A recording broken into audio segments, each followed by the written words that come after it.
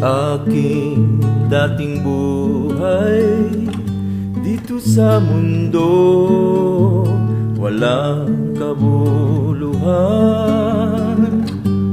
walang saysay, paikot-ikot, walang patutunguhan.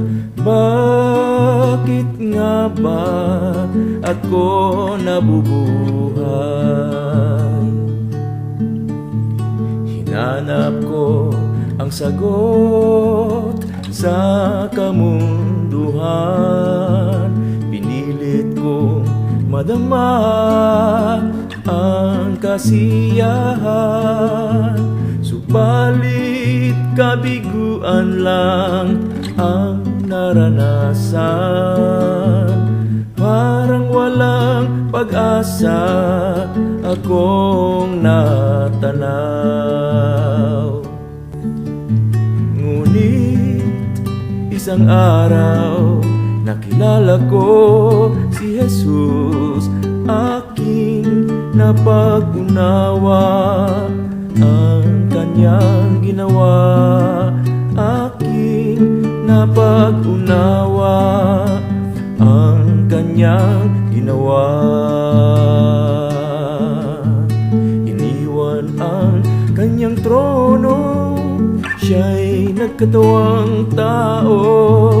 Sa kadiliman hinanap niya ko, buhay niya'y inialay, sa krus siya'y namatay, upang sa aking ibigay walang hanggang buhay.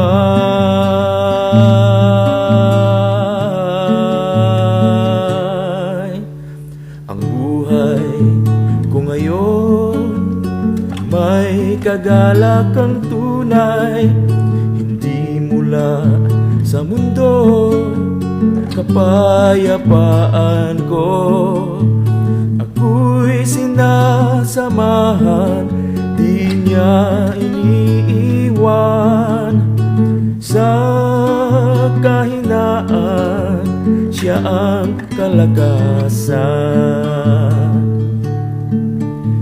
Dahil isang araw nakilala ko si Jesus, aking napag-unawa ang kanyang ginawa.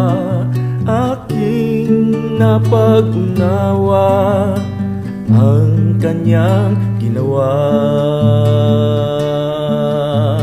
Iniwan ang kanyang trono, siya'y nagkatawang tao. Sa kadiliman hinanap niya ko, buhay niya'y inialay, sa krus siya'y namatay, upang sa aking ibigay walang hanggang buhay.